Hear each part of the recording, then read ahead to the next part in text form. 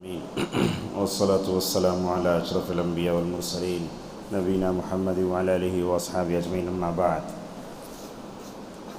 قال النبي صلى الله عليه وسلم إن مما أدرك الناس من كلام النبوة الأولى إذا لم تستحي فاصنع ما شئت متفق علیہ.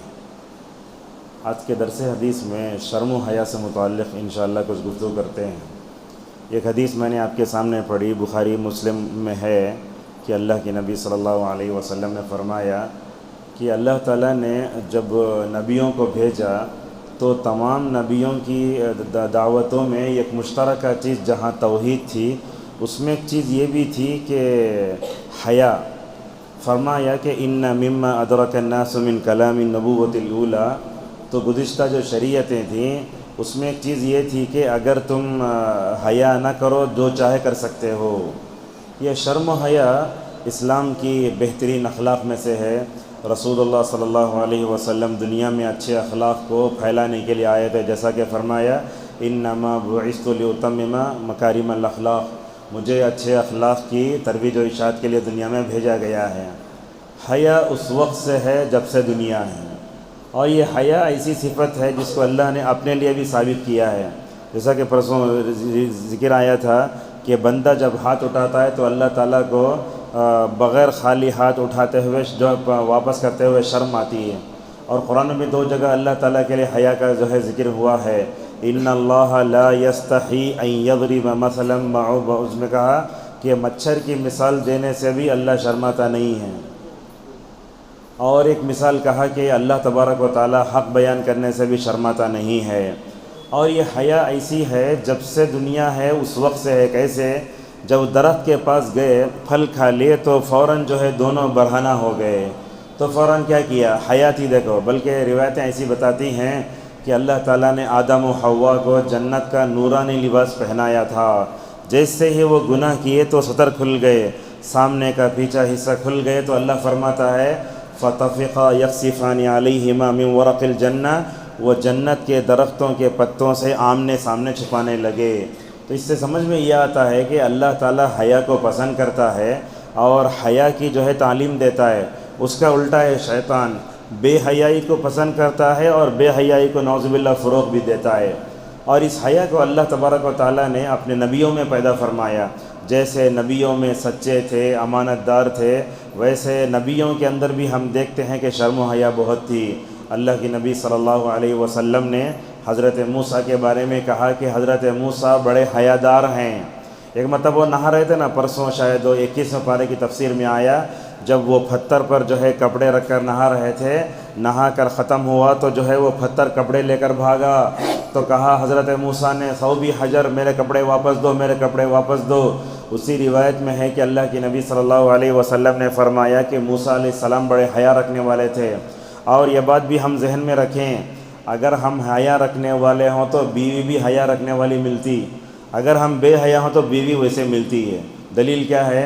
حضرت موسیٰ علیہ السلام جب وہ مدین گئے تو جو لڑکیوں کو پانی پلایا تھا نا، جب وہ اپنے باپ کے پاس سے چل کر موسیٰ کے پاس آئی تو وہاں بھی آیا وَجَاءَتْ إِحْدَاهُمَا تَمْشِي عَلَى اسْتِحْيَاء، وہ بھی چلتے ہوئے حیا کے ساتھ آئی. حضرت عمر رضی اللہ تعالیٰ عنہ فرماتے ہیں کہ جب وہ لڑکی حضرت موسیٰ کے پاس بات کرنے آئی تو اس نے اوپر سے لے کر نیچے تک پورا اپنے آپ کو چھپا کے رکھا تھا. اس سے یہ بات بھی سمجھ میں آتی ہے کہ پردہ پچھلی شریعتوں میں بھی تھا. بلقیس کے واقعے میں آتا ہے، وہ پانی جب نیچے آیا تو کہا حسبتہ لجۃ وکشفت عن ساقیہا، نیچے پانی آیا تو اپنے کپڑوں کو کہے یہاں تک اٹھا لیا.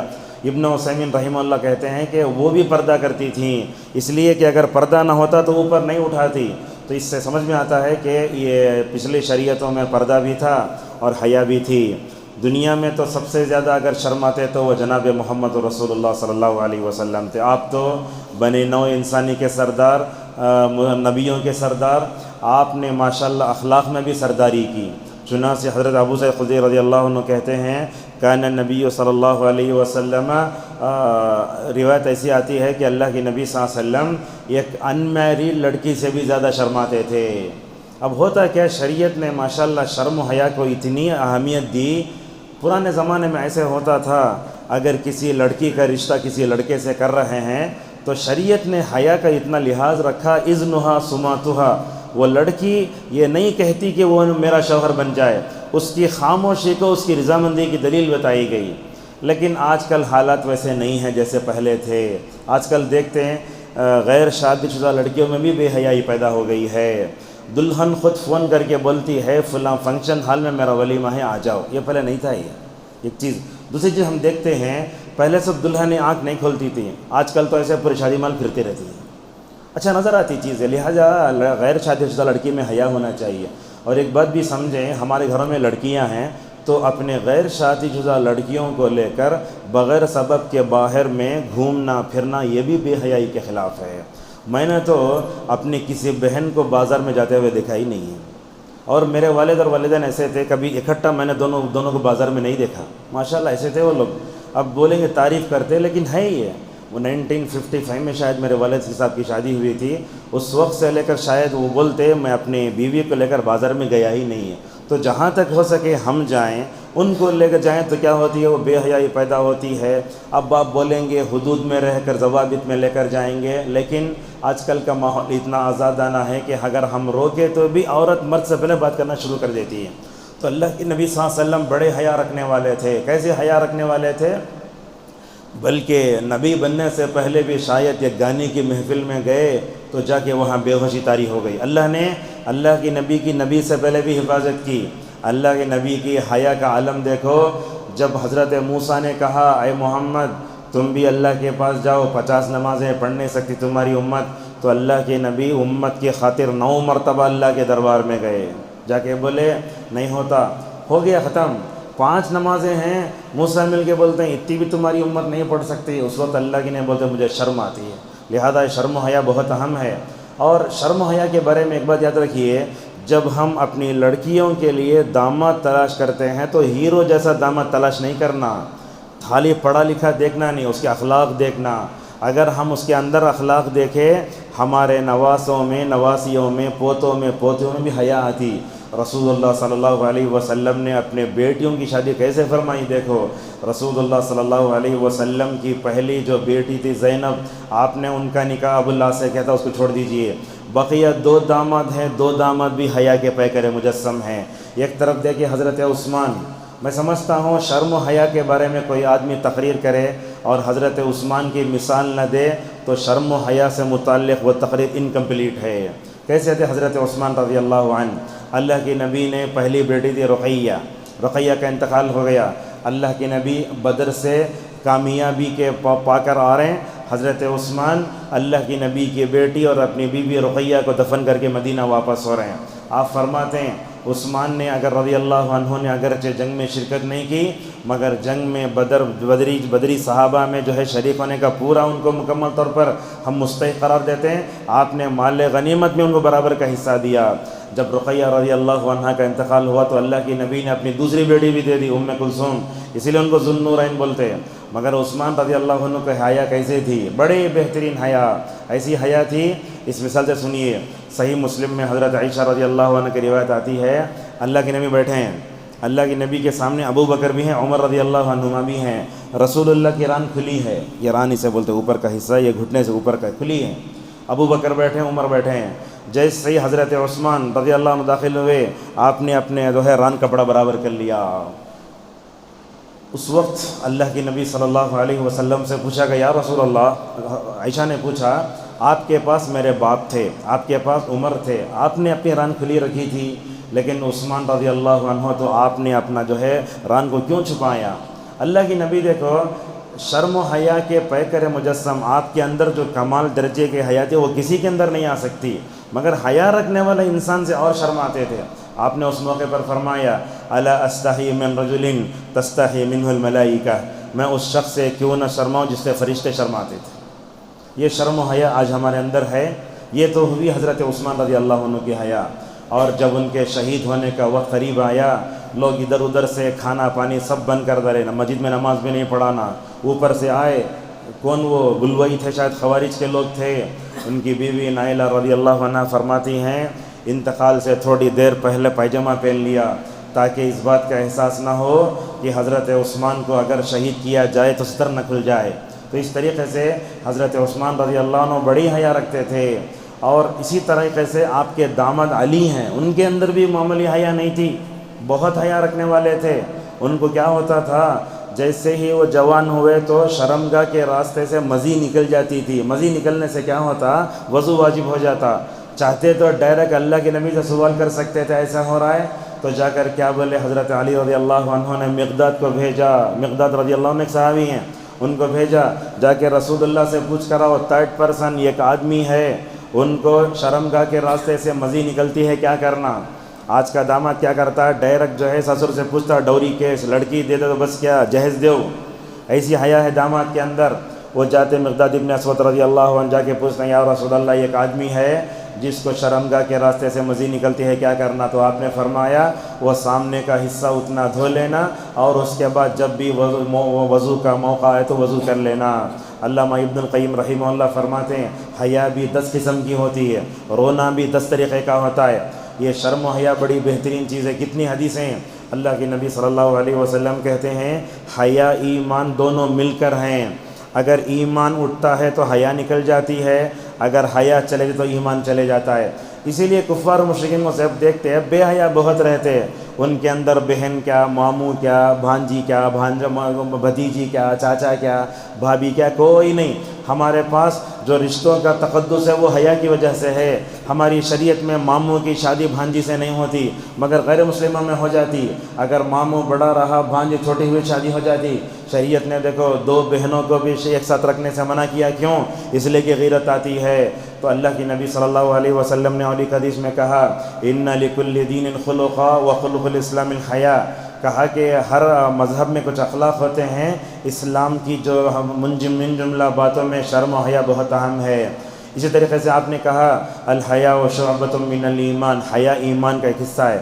آپ جانتے ہیں احادیث میں یہ بتایا گیا کہ ایمان کی 70 سے زیادہ شاخیں ہیں، اس میں سب سے اونچا لا الہ الا اللہ، اور سب سے کم راستے سے تکلیف دہ چیز کا ہٹا دینا ہے۔ بقیہ کتنے ہوئے؟ 68۔ آپ نے ایمان کی 70 شاخوں کو حدیث بیان نہیں فرمایا، بلکہ آپ نے اس میں حیا کا ذکر فرمایا۔ نووی رحمہ اللہ کہتے ہیں، اگر بندہ اپنے اندر حیا پیدا کیا تو ایمان کی جو تقریباً 60 شاخیں ہیں بندے کے اندر خود بخود پیدا ہو جاتی ہیں۔ آج حیا کی کمی ہمارے معاشرے میں بہت ہے۔ اگر بچوں میں حیا پیدا کی جائے، وہ غلط چیزیں نہیں دیکھیں گے، بلکہ ایک چیز ہم یہ بھی دیکھتے ہیں، اگر ماں باپ کو کپڑے بدلنا بھی ہے تو اپنے بچوں سے چھپ کر بدلنا ہے۔ کتنی شریعت بتائی ہے۔ اب بعض لوگوں دیکھتے ہیں بچے بڑے رہتے ہیں، سب رہتے ہیں تو داخل لباس دکھتا رہتا نہیں ہے، بلکہ بعض علماء نے اتنا کہا، اگر تمہارے ماں باپ کسی روم میں ہوں، اگر تم کو اندر جانا ہو تو اجازت لے کر جاؤ۔ کیوں؟ اس لیے کہ وہ شوہر بیوی ہیں، اور حیا کی وجہ سے ہی کسی بھی گھر میں جانے سے پہلے جو ہے اجازت لینے کی بات کہی گئی۔ اللہ کے نبی بیٹھے ہیں، ایک آدمی اگر جھانک رہا ہے، اللہ کے نبی نے تو فرمایا اگر کوئی گھر میں جا کے تو آنکھ پھوڑ دو اسے۔ شرم و حیا اتنی اہم ہے، اگر یہ ہم اپنے بچوں میں پیدا کیے، موبائل وغیرہ کے جتنے گناہ ہیں اس سے اپنے آپ کو بچا سکتے ہیں۔ اسی حیا کی وجہ سے عورتوں سے کہا گیا کہ وہ پردے کا اہتمام کریں، جسے کہا گیا پردے کی اوڑھنی اتنی لمبی ہونا کہ اس کو مکمل طور پر چھپائے۔ آج خواتین میں دیکھتے ہیں پردہ وہ صرف کیا ہے، ایک عادت سمجھ کے اوڑھتی ہیں، حالانکہ عورتوں کا یہ پردہ اوڑھنا عبادت ہے جس کے ذریعے وہ اپنے کو چھپاتی ہے۔ آج نوجوانوں میں حیا کی بہت کمی ہے، شارٹس دیکھتے رہتے ہیں، ٹک ٹاک دیکھتے رہتے ہیں۔